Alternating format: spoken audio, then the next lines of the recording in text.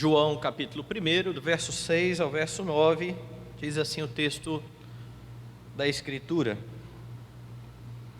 Houve um homem enviado por Deus, cujo nome era João. Este veio como testemunha para que testificasse a respeito da luz, a fim de todos virem a crer por intermédio dele. Ele não era luz, mas veio para que testificasse da luz, a saber, a verdadeira luz que, vinda ao mundo, ilumina a todo homem. Vamos orar.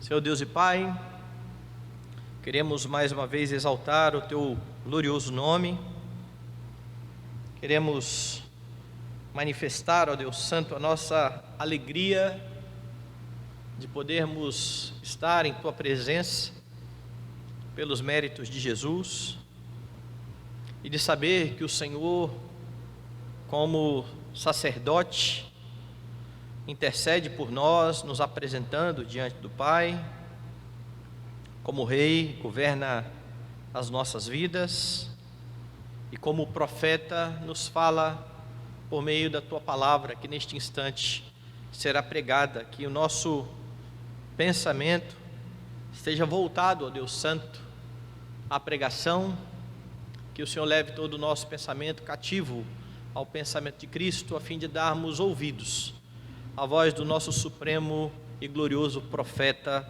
redentor de nossas almas, em nome de quem oramos, amém. Meus irmãos, na semana passada, nós vimos que João iniciou o seu evangelho nos 5 primeiros versículos, apontando de forma imediata para a divindade do Senhor Jesus Cristo. Como nós vimos, o objetivo de João era mostrar aos seus leitores que Jesus é o Deus eterno, digno da adoração, que Jesus é o Deus que criou todas as coisas e é também o doador da vida, aquele que trouxe todas as coisas à luz no começo, no princípio, quando o mundo estava em trevas e pela sua palavra houve luz. Assim ele faz também com os homens que estão em trevas e que são chamados à luz. Eu disse que do verso 1 até o verso 18, João escreve uma espécie de introdução, é um prólogo para o restante do evangelho, e os temas que vão ser apresentados aqui nestes 18 versículos, eles vão se repetir no decorrer do evangelho de João. E ainda aqui então no seu prólogo, nestes versos que nós lemos, João apresenta a seus leitores outro personagem importante na narrativa. Bom, o primeiro personagem que ele apresentou foi o próprio Senhor Jesus Cristo, o Verbo de Deus, o Verbo que estava com Deus e que era Deus. E agora, a partir do verso 6, ele vai apresentar a figura de João Batista, como aparece nas nossas Bíblias, ou João o Batista, como aparece em outras versões, ou ainda João o Batizador, como aparece ainda em outras versões. A expressão batista ou batizador apontava para aquilo que João vinha fazer, apontava para o ofício para o qual João foi chamado. Quando você olha para os evangelhos sinóticos, para Mateus, Marcos e Lucas, você percebe alguns detalhes sobre João Batista que não são descritos aqui no evangelho de João. Você sabe, por exemplo, pelos sinóticos, que João nasce 3 meses antes do Senhor Jesus Cristo, e ele é gerado por intervenção divina. O seu pai era um sacerdote e casado com Isabel, uma mulher estéril. Ambos já estavam muito velhos, e houve um dia que este sacerdote, Zacarias, se apresentou ao templo para oferecer ofertas, e neste momento então, um anjo do Senhor se apresenta a ele anunciando que a sua esposa ficaria grávida. Deus havia escutado as orações de Zacarias, e então o anjo manda pôr o nome neste moço, neste menino de João. Como eu disse, João Batista tem um papel bastante importante na história da redenção. E a forma como João, o evangelista, apresenta ele aqui neste evangelho, ensina a você qual é o seu papel em relação a Cristo. É isso que você verá aqui nestes versos nesta noite. Qual é o seu papel em relação a Cristo? E o primeiro ponto que você tem aqui no verso de número 6 e no verso 7a, é que o seu papel em relação a Cristo é testemunhar sobre Cristo. Veja, eu vou ler de novo. Houve um homem enviado por Deus, cujo nome era João. Este veio como testemunha para que testificasse a respeito da luz. E é bastante curiosa a forma como João introduz, apresenta João Batista na narrativa, porque a forma como ele apresenta João Batista não deixa dúvidas de que este homem é um servo de Deus. Aqui está um servo de Deus. Veja, existiu um homem enviado por Deus. Ele não quer deixar os seus leitores em dúvida. Ele não deixa os seus leitores em suspenso sobre este homem que está aparecendo agora na história, ou que vai surgir na história. Este homem é um homem que foi enviado pelo Senhor. Ele faz questão de frisar isso, para identificá-lo aqui como aquele que também havia sido profetizado no Antigo Testamento. Porque se os profetas falaram do Messias, de igual forma, os profetas falaram também sobre aquele que viria preparar o caminho para o Messias, ou sobre aquele que seria o precursor do Messias. Nós lemos textos aqui nessa noite que falam a respeito disso. Para você lembrar, abra a sua Bíblia em Isaías capítulo 40, por exemplo. E Isaías 40, na sua Bíblia, se for como a minha, traz o título aí da Sociedade Bíblica dizendo: o Senhor vem. Então você tem uma profecia aqui a respeito do Messias. Mas a profecia diz assim: consolai o meu povo, diz o vosso Deus. Falai ao coração de Jerusalém, bradai-lhe que já é findo o tempo da sua milícia, que a sua iniquidade está perdoada, e que já recebeu em dobro das mãos do Senhor por todos os seus pecados.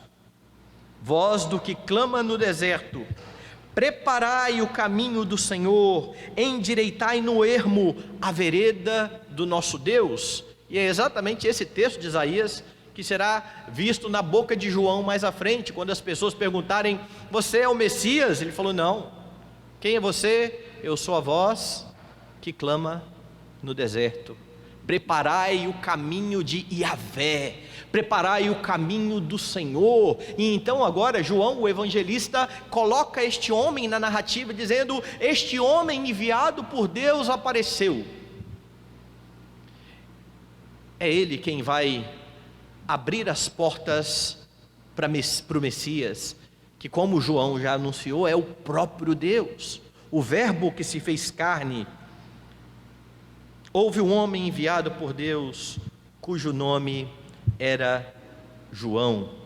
Malaquias também profetizou a respeito disso. Vá lá no capítulo de número 3. E a expressão que aparece aqui é bastante interessante. Na nossa Bíblia está assim: eis que eu envio o meu mensageiro, que preparará o caminho diante de mim. De repente virá ao seu templo o Senhor, a quem vós buscais, o anjo da aliança, ou o anjo do pacto.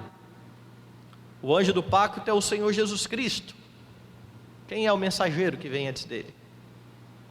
É este que está sendo apresentado lá no Evangelho conforme João, que em outras versões da Bíblia é chamado inclusive de anjo. Malaquias, em outras versões da Bíblia, está aqui: eis que eu envio o meu anjo, no sentido de o meu mensageiro. Se você olhar para o Evangelho conforme Mateus, vá lá no capítulo de número 11, você verá Mateus falando o seguinte, no verso de número 10: Este é de quem está escrito: eis aí eu envio diante da tua face o meu mensageiro, o qual preparará o teu caminho diante de ti. E quem interpreta Malaquias, ligando Malaquias a João Batista, aqui em Mateus, é o próprio Senhor Jesus Cristo. Essas palavras estão na boca de Jesus Cristo. É Jesus quem neste momento está dando testemunho a respeito de João Batista. Então volte lá no Evangelho conforme João.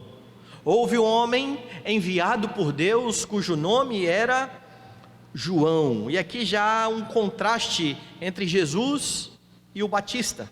Qual é o contraste? João já apresentou Jesus como sendo eterno e como sendo o próprio Deus. João Batista é um homem enviado por Deus. João Batista tem um início, e João Batista tem uma missão. Jesus é o próprio Deus, e é aquele que comissiona, é aquele que está enviando os seus servos. E o início então do verso 7 anuncia qual é a missão deste homem. Este veio como testemunha para que testificasse a respeito da luz.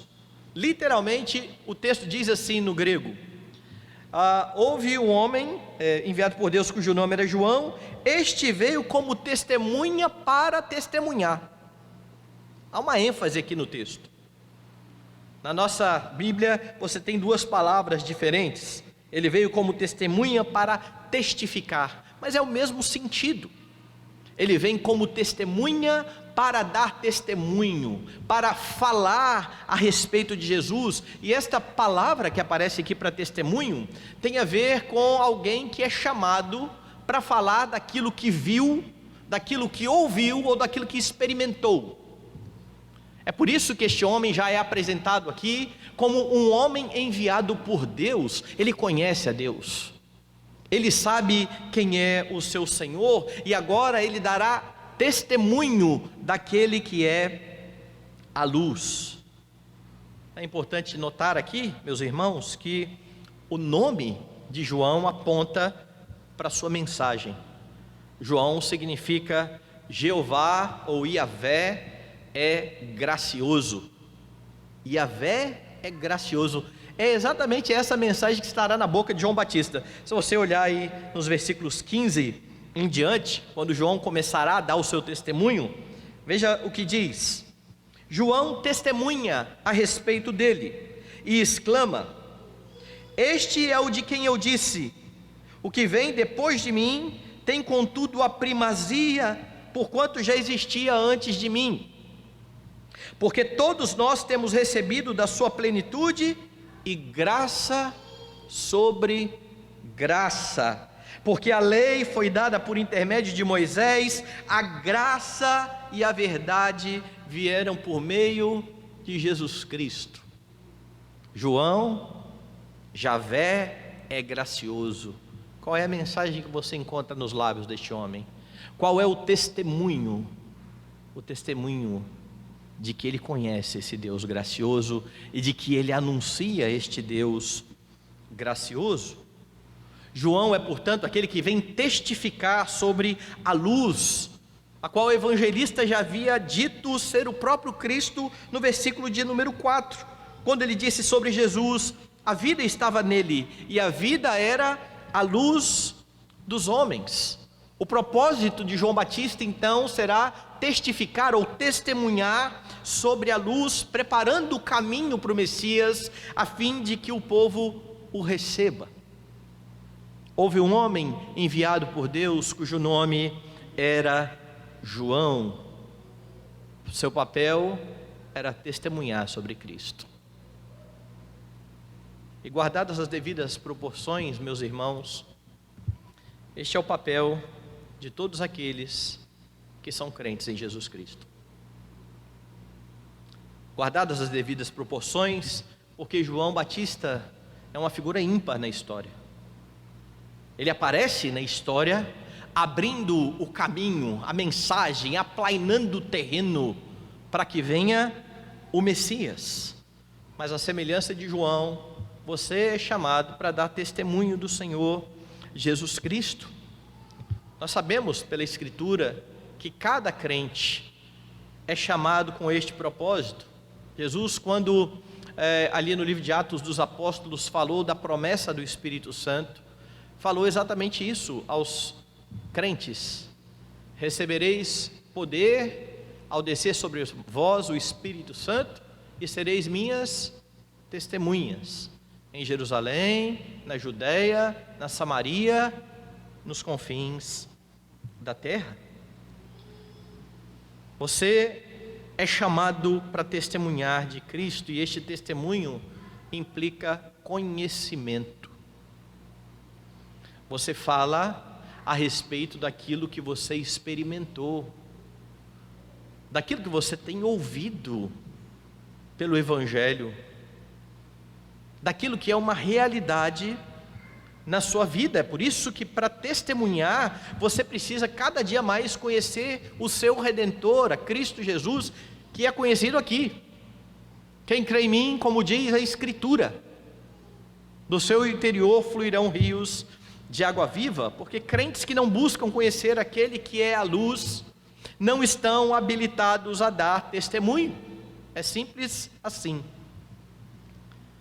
E eu creio que grande parte do evangelismo moderno é feito por frases de efeito somente. Você já ouviu algumas delas? Olha, Jesus te ama.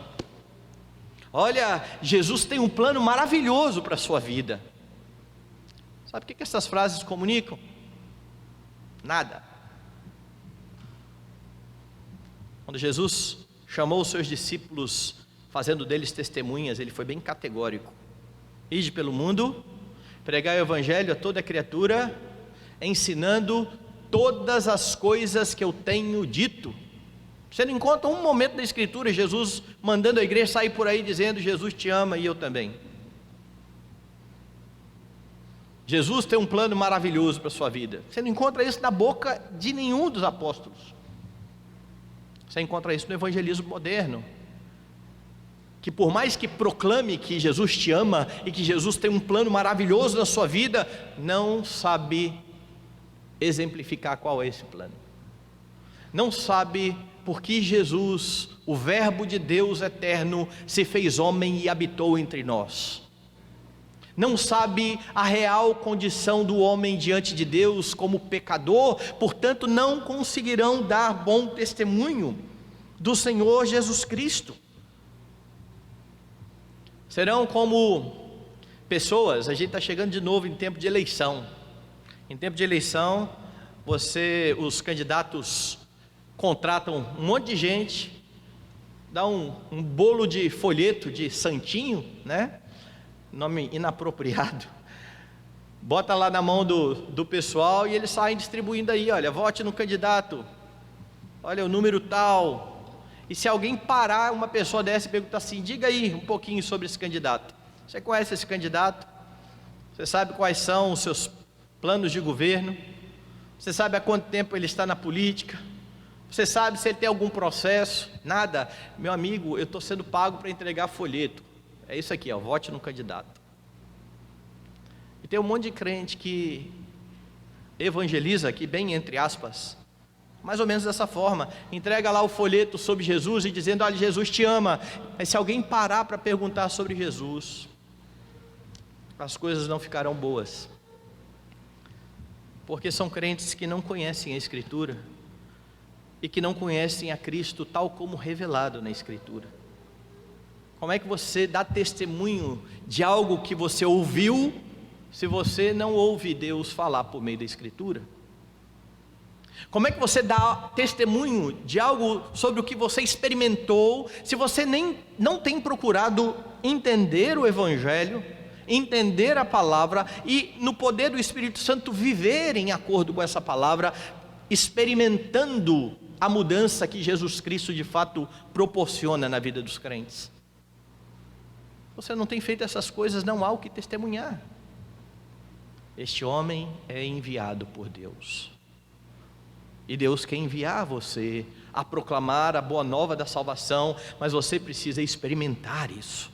Você precisa conhecer a respeito disso, porque você, ao ser feito filho de Deus, é agora enviado a pregar a pecadores, a fim de ensinar todas as coisas que o Senhor ordenou, a fim de fazer discípulos. João foi um homem enviado por Deus. Você, como parte da igreja, é enviado pelo Filho, pelo Redentor, a fim de ser sua testemunha. O seu papel, mediante a Cristo, é dar testemunho a respeito dele, mas o texto diz mais. O texto diz que o seu papel é chamar pecadores ao arrependimento. Veja lá, no finalzinho do 7. A fim de todos virem a crer por intermédio dele. Dentro do seu papel como testemunha, anunciando a obra do Senhor Jesus Cristo em favor de pecadores, você precisa chamar pecadores ao arrependimento. E talvez você diga, pastor, não está escrito nada disso aqui no texto. Não, nesse texto não está diretamente escrito. Mas crer em Jesus implica arrependimento. Crer em Jesus, conforme a Escritura diz, é atender a voz do Senhor, que anuncia que nós estamos em débito diante dEle, que nós estamos afrontando a Ele o tempo todo, e que por isso não temos nada de bom para apresentar diante dEle, cabendo a nós nos arrepender dos nossos pecados, crendo que Jesus Cristo pagou o pecado do seu povo. É essa a boa nova do Evangelho. A boa nova do Evangelho pressupõe uma má notícia. A má notícia: os homens estão em trevas. João falou sobre isso nos versículos acima.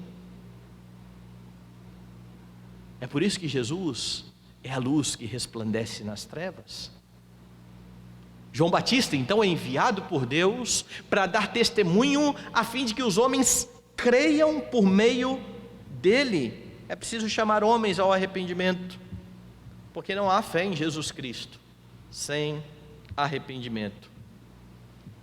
Essa pregação, ela não é exclusiva de João. Esta mensagem não é exclusiva do Evangelho de João. Se você abrir a sua Bíblia na segunda carta aos Coríntios, capítulo 5, você vai ter Paulo dizendo assim, a partir do verso 18: ora, tudo provém de Deus, que nos reconciliou consigo mesmo por meio de Cristo, e nos deu o ministério da reconciliação, a saber, que Deus estava em Cristo, reconciliando consigo o mundo, não imputando aos homens as suas transgressões, e nos confiou a palavra da reconciliação, de sorte que somos embaixadores em nome de Cristo, como se Deus exortasse por nosso intermédio.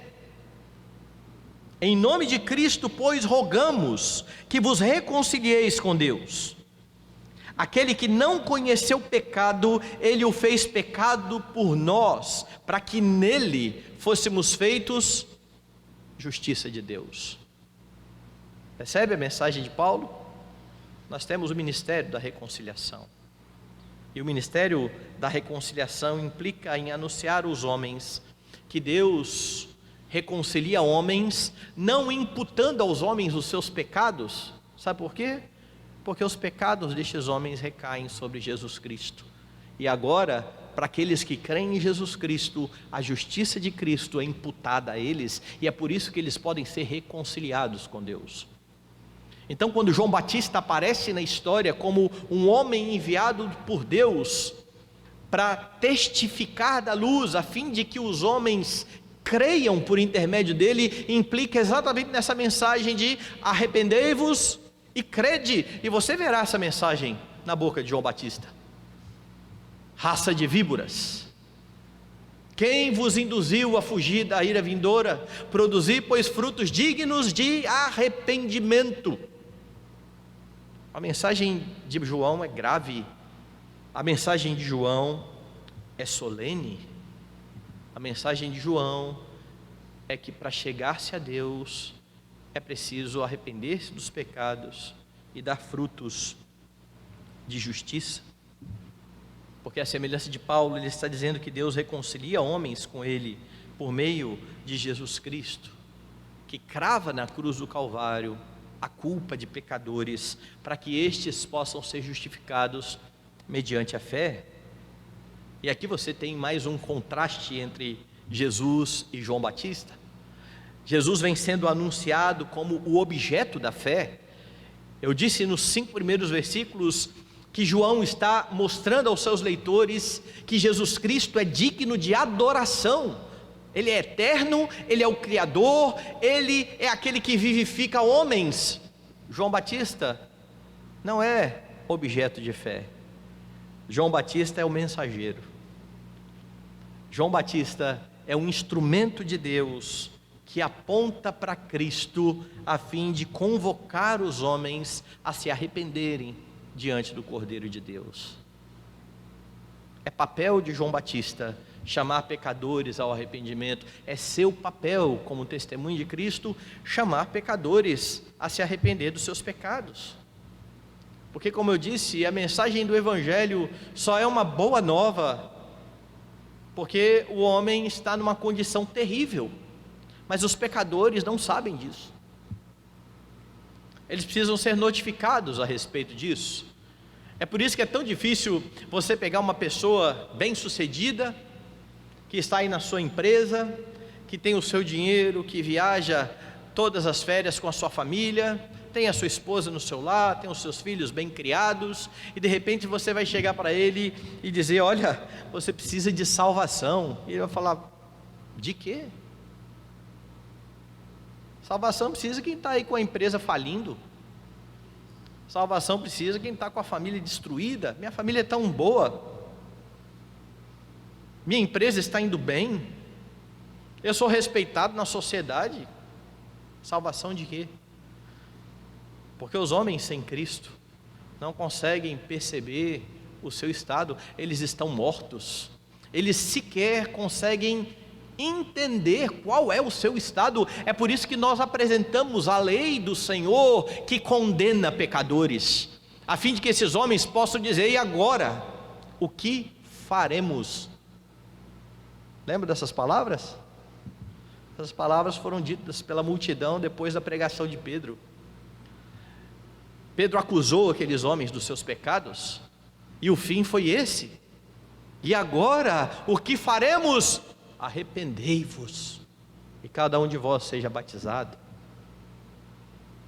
Não há evangelismo de verdade quando os homens não entendem por que eles precisam de Cristo, não entendem a gravidade do que está acontecendo na sua vida, não entendem o rumo que eles estão tomando na sua vida, porque aparentemente as coisas estão indo bem.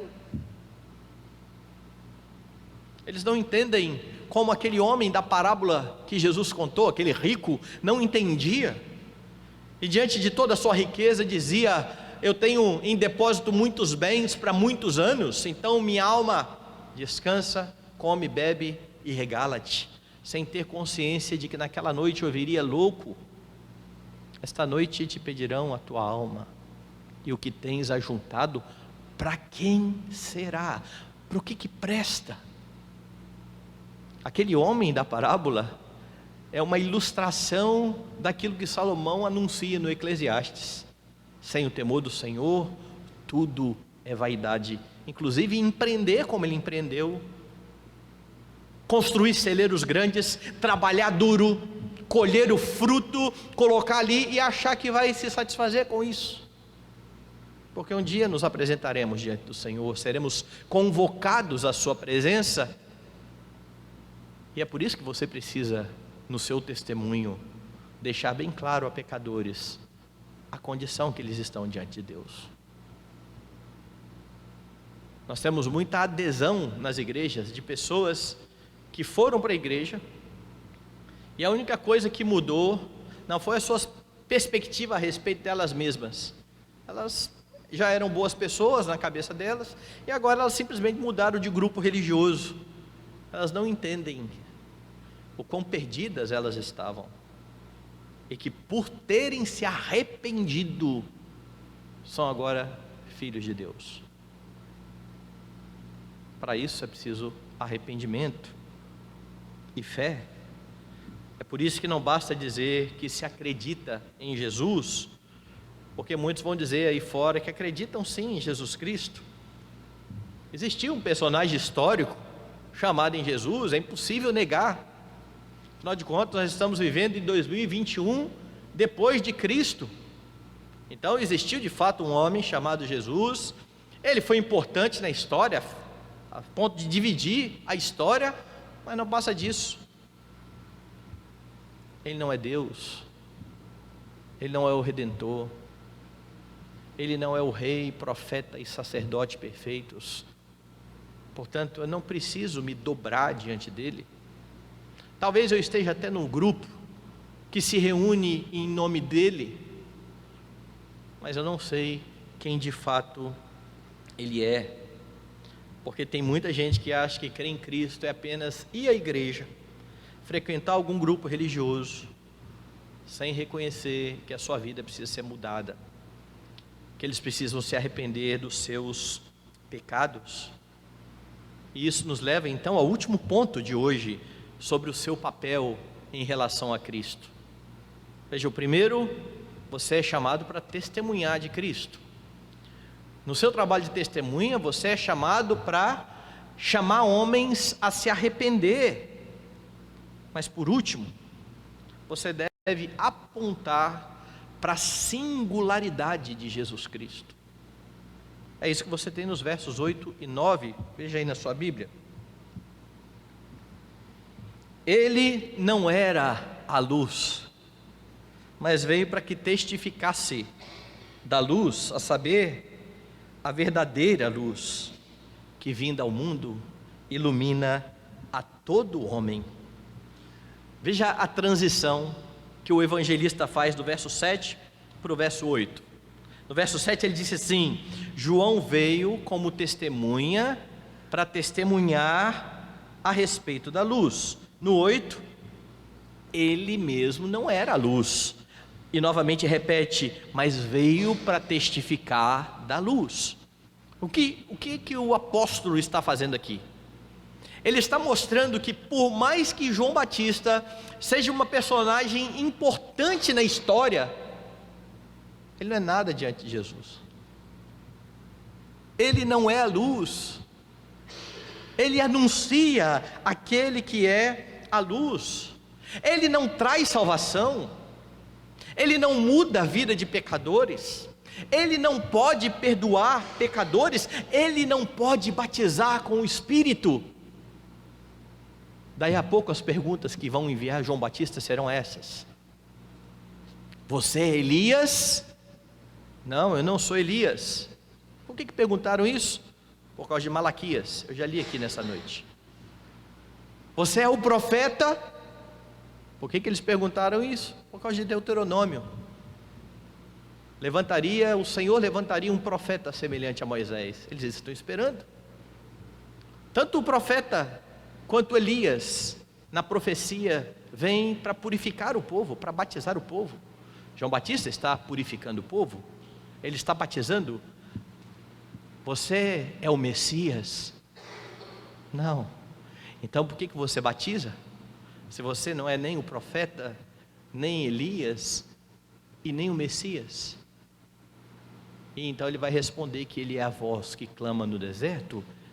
E então ele vai dizer nos seus discursos que após ele vem um mais poderoso do que ele, que ele não é digno de desatar as sandálias dos pés, que João Batista batizava com água, mas que vinha aquele que batizaria com o Espírito Santo. É para esse que João está apontando, o evangelista. João Batista de fato é importante na história.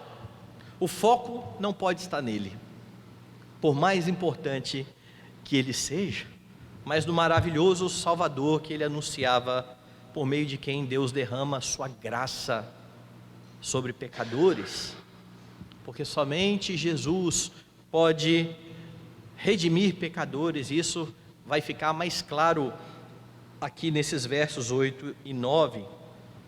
Ele não era a luz, mas veio para que testificasse da luz. a saber, a verdadeira luz que vinda ao mundo ilumina a todo homem. O que João o evangelista está fazendo aqui é exatamente apontar para a singularidade de Jesus. Não há ninguém como ele, nem mesmo aquele que o próprio Jesus disse, que dentre os nascidos de mulher não há ninguém como ele. Não foi esse o testemunho de Jesus sobre João Batista? Dentre os nascidos de mulher não há ninguém maior do que João Batista, mas o menor no reino dos céus é maior do que ele. Na boca de Cristo está o testemunho da importância de João. Mas João evangelista está dizendo: ele não era a luz, ele testificava da luz. João aponta para a singularidade de Cristo como a verdadeira luz. Vamos entender então o fato de Jesus ter dito dos seus discípulos: vós sois o sal da terra e a luz do mundo. Se João, o maior de todos, não era a luz, como é que nós conseguimos então entender estas duas afirmações, conciliar estas duas afirmações? É muito simples.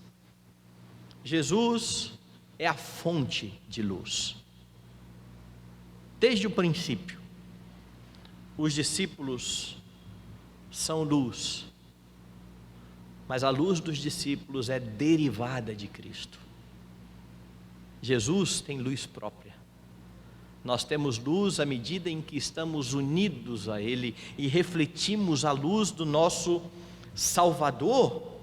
É como se você tivesse o sol, e tem luz própria, e que você olha e que ilumina o dia inteiro.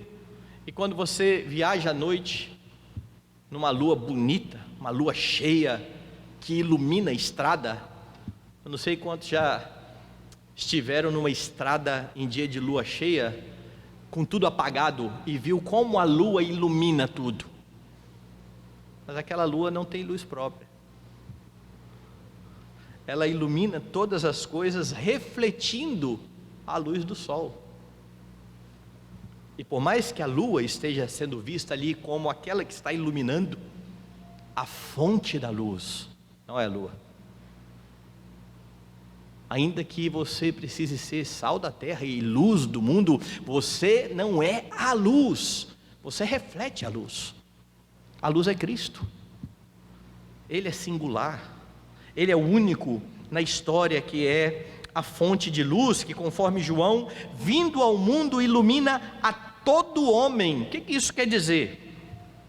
Isso quer dizer então que todos os homens serão iluminados e serão salvos pelo Senhor Jesus Cristo? E eu creio que você precisa voltar um pouco então ao verso 5, porque no verso 5 João disse: a luz resplandece nas trevas, e as trevas não prevaleceram contra ela. João já tinha anunciado o seguinte: quando a luz chega, e que quando Jesus chama pecadores das trevas para a luz, é impossível que esses pecadores não se arrependam, porque as trevas não prevalecem contra a luz. Mas você sabe que há pessoas que permanecem em trevas, e João mais à frente vai dizer: o juízo de Deus é esse, né? O julgamento é este, que a luz veio ao mundo, e os homens amaram mais as trevas do que a luz, porque as suas obras eram más. Sabe por que eles se mantiveram rebeldes, amando as trevas, rejeitando a luz? Porque eles não foram chamados infalivelmente por Deus. E você vai ver isso em abundância aqui em João. Quando João, por exemplo, mais à frente disser: olha, as minhas ovelhas ouvem a minha voz, vocês não ouvem a minha voz, porque vocês não são minhas ovelhas. Vocês não vêm a mim, porque vocês são incapazes de ouvir a minha voz. Mas todo aquele que o Pai me dá, esse virá a mim. Ou, ninguém pode vir a mim, se o Pai que me enviou não o trouxer. Então, quando João está dizendo aqui que Jesus é a verdadeira luz, que vinda ao mundo ilumina todo homem. Ele não está dizendo de cada homem da face dessa terra, mas de todos aqueles que foram dados pelo Pai ao Filho. Pastor, não tem isso no texto. Vá um pouquinho mais à frente, vá lá na oração sacerdotal de Jesus Cristo. E Jesus Cristo, quando ora, vai dizer o seguinte, capítulo 17, verso 5: e agora glorifica-me, ó Pai, contigo mesmo, com a glória que eu tive junto de ti, antes que houvesse mundo.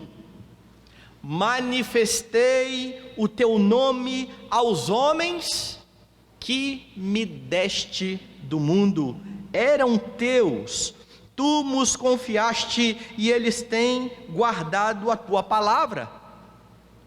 E talvez alguém diga assim, mas pastor, isso aí só prova que Jesus está falando e está pregando e manifestando a palavra para todo mundo. Não está dizendo que todo mundo vai crer. Lembre-se que essa é uma oração sacerdotal. Jesus está aqui em seu ofício de sacerdote, intercedendo pelo povo, e ele vai usar mais uma vez essa palavra no verso 9. É por eles que eu rogo. Por eles quem? Por aqueles que eu manifestei a tua palavra no mundo. É por eles que eu rogo. Não rogo pelo mundo, mas por aqueles que me deste, porque são teus. Jesus, na sua oração sacerdotal, está dizendo: eu não estou orando por cada homem desse mundo, eu estou orando por aqueles que o Senhor me deu deste mundo. E é à luz dessa declaração de Cristo que você precisa entender o prólogo. Quando João diz que ele é a verdadeira luz, que vindo ao mundo, ilumina a todo homem que o Filho quiser vivificar e se revelar. Tamanha a sua singularidade, porque ele é poderoso para salvar. Ele não tenta salvar, ele traz homens das trevas para a luz. Ele não tenta trazer homens das trevas para a luz. Seu papel, portanto, como testemunha, ao chamar pecadores ao arrependimento, é apontar para a singularidade de Cristo. Não há salvação fora de Cristo. A salvação não vem por João Batista. A salvação vem por aquele que é anunciado por João Batista. É por isso que João quer deixar claro, ele não era a luz. Ele veio para testificar ou para testemunhar da luz. E essa é a pregação de Pedro em Atos dos Apóstolos, capítulo 4. Lá no verso 12, quando ele diz: e não há salvação em nenhum outro, porque abaixo do céu não existe nenhum outro nome dado entre os homens, pelo qual importa que sejamos salvos. É somente por meio de Jesus. Não há outro caminho para Deus. Esse Jesus vai estar nos seus lábios a pregação de que eu sou o caminho, a verdade, a vida. Ninguém vem ao Pai senão por mim. E é por isso que Ele precisa ser visto, Ele precisa ser honrado. Ele é o único que pode salvar homens. E essa mensagem precisa ser muito enfatizada, meus irmãos. Eu me converti em 93, e nós vamos passando por fases, na história da igreja, movimentos. Acho que foi ontem mesmo, a gente conversava ali em cima sobre os momentos da igreja.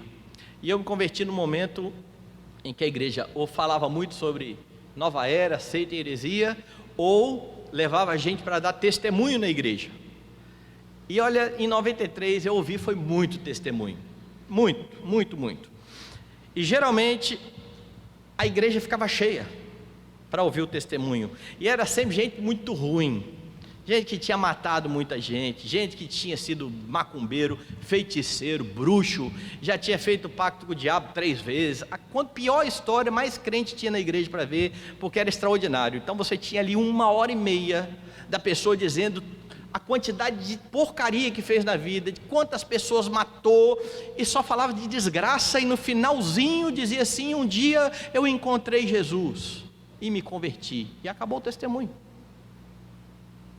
Uai, e a gente achava isso o máximo. Até um dia que eu ouvi um pastor batista chamado Arlindo Barreto. Arlindo Barreto é um dos que foi bozo na televisão. E ele tem uma história de conversão bastante trágica. E eu achei interessantíssimo um dia que eu fui ouvi-lo. Eu acho que foi até na nossa igreja, na presbiteriana. E ele então pegou o microfone e começou a falar muito rápido.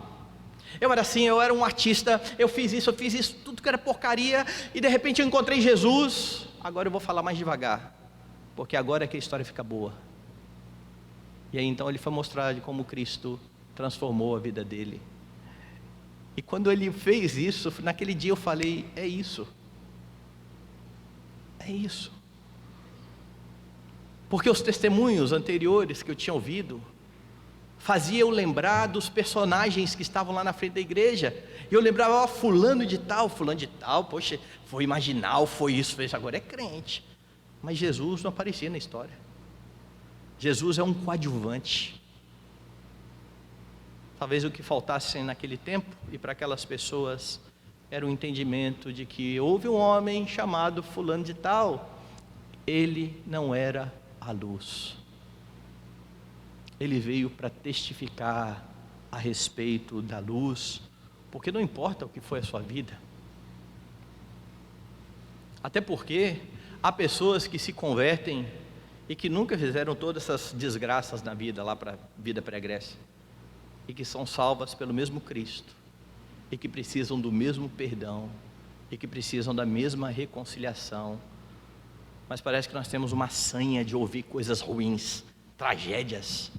É só você ver quando você passa numa pista e está muito engarrafado, você fala, o que aconteceu? Você vai ver que lá na frente tem um acidente, todo mundo passa bem devagarinho, porque a gente quer ver.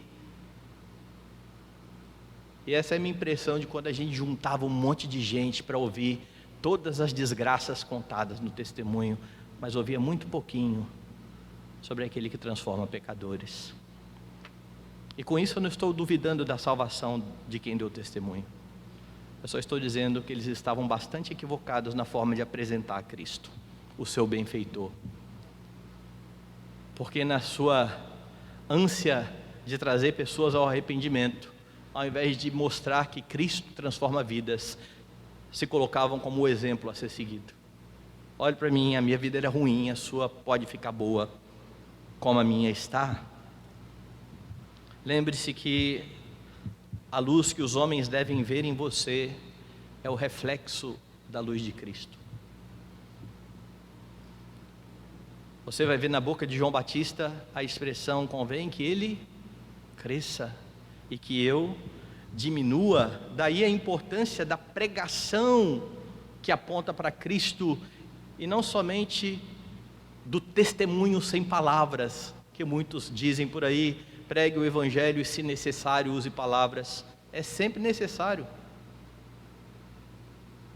porque pregar o evangelho e se necessário usar palavras é o equivalente a fazer água e fazer gelo e se necessário usar água.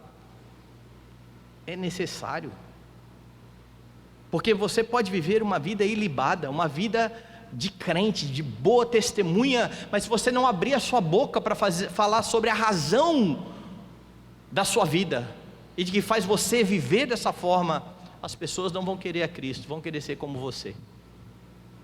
Poxa, fulano de tal é um exemplo. Não, nós precisamos ser como Paulo. Sede meus imitadores, porque eu sou imitador de Jesus Cristo. Mas o pessoal do pregue o evangelho e se necessário use palavras, para só no ser de meus imitadores. Não funciona assim, porque nós não somos a luz. Mas há nos nossos dias um problema semelhante, igrejas que apontam mais para os seus pregadores do que para Cristo. E aí, para trazer pessoas para a igreja, estampa-se a figura do pregador na placa. Talvez você tenha andado por aí e visto isso, igreja tal e a foto lá do pregador. Por que esse pessoal faz isso? Porque eles entendem que aquele pregador chamará pessoas para a igreja. Para quem é a glória? Quem está sendo mostrado? Ou ainda, você vai para as redes sociais, Não basta você escrever textos que edificam os crentes, você precisa escrever o texto e estampar do lado do texto a sua foto, para ficar bem claro que aquele texto ali não é de nenhum outro senão de você. A sua imagem tem que ir junto, porque as pessoas precisam ver a minha imagem, eu preciso imprimir nas pessoas a minha imagem. E com essas coisas que parecem tolas, nós vamos deixando de apontar para Cristo e apontando para nós mesmos e criando fã-clubes dentro da igreja, a ponto de você ter muitas vezes o anúncio de um pastor que vai pregar numa igreja e formar filas de crentes ali atrás, e ao invés de aproveitar a mensagem e se alimentar espiritualmente, eles querem no final, a verdade é tirar uma foto com o pregador, é fazer uma fila grande para posar do lado do pregador. Nós não somos a luz. Jesus Cristo é a luz. E numa cultura como a nossa, que celebra homens, nós precisamos ter muito cuidado, irmãos, para que a mensagem do Evangelho resplandeça a luz do Senhor Jesus Cristo, porque é Ele que precisa ser lembrado. A salvação é por meio dEle. Temos homens que Deus tem usado de forma maravilhosa, temos, mas estes são os homens que precisam ser os primeiros a lembrar o povo: eu não sou a luz. E é tão esquisito o comportamento dos crentes, que é um pastor que ficou famoso no Brasil justamente por dar uma bronca nos crentes por causa disso. Paul Washer, batista. O primeiro vídeo que eu vi do Paul Washer é que ele pega muito duro, ele prega um sermão bastante duro, apontando para Cristo verdadeiramente, e no final então a igreja toda está aplaudindo Paul Washer, e ele termina dizendo: por que vocês estão aplaudindo? Eu estou falando de vocês. Isso viralizou de tal forma, sabe o que aconteceu? As pessoas começaram a ir ouvir Paul Washer, esperando o momento em que ele ia dar bronca na igreja. E o dia que ele não dava uma bronca, o pessoal ficava frustrado. Fui lá e o Paul Washer não deu uma bronca na igreja. Nós conseguimos distorcer tudo, até quando os homens estão fazendo o correto como ele fez, porque nós ansiamos por homens muitas vezes, e como já dizia Calvino, o coração nosso é uma fábrica perpétua de ídolos. É por isso que a mensagem precisa ser enfatizada e batida. Eu não sou a luz, eu falo a respeito da luz. Então, pregadores e crentes de um modo geral precisam se lembrar que são apenas arautos e que, como tal, enfatizam alguém além deles, além, muito além. O único Redentor, o único Senhor, o único que pode salvar, aquele que é a luz do mundo. Convém que ele cresça e que nós venhamos a diminuir, porque quando uma igreja é mais lembrada pelo seu pregador do que pelo Jesus que é anunciado nela, as coisas não vão bem. As coisas não vão bem. As igrejas precisam ser lembradas, porque ali há um púlpito fiel. Há um púlpito de onde Cristo é celebrado, é adorado, é honrado, é proclamado em toda a sua singularidade, porque a salvação se dá por meio dele, pela fé nele, sendo os homens apenas instrumentos. Enfatize a singularidade de Cristo na salvação de pecadores. No texto de hoje você vê então qual é o seu papel em relação a Cristo: testemunhar sobre Cristo, chamar homens ao arrependimento, apontar para a singularidade de Cristo. E se esta foi a atitude de João Batista, que, como eu disse, aquele de quem Jesus deu testemunho, de que dentre os nascidos de mulher, ninguém apareceu maior do que ele, essa precisa ser a sua. Lembrando que Jesus disse que o menor no reino dos céus, aquele que se humilha como João Batista se humilhava, será maior do que João Batista. E precisa ser assim por algumas razões. Jesus é infinito.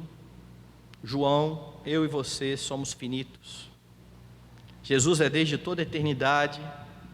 João, eu e você aparecemos em um momento da história. Jesus é Deus. Nós somos meros homens. Ele é o Criador. Nós somos meras criaturas. Ele é o Senhor, nós somos servos. Ele é a luz. João, eu e você anunciamos a luz e devemos refletir a luz. Jesus é o objeto da fé e nós, pela graça e pela misericórdia de Deus, podemos ser instrumentos por meio de quem os homens ouvirão sobre Cristo e virão à fé quando fielmente proclamarmos a Jesus Cristo e apontarmos para a sua singularidade.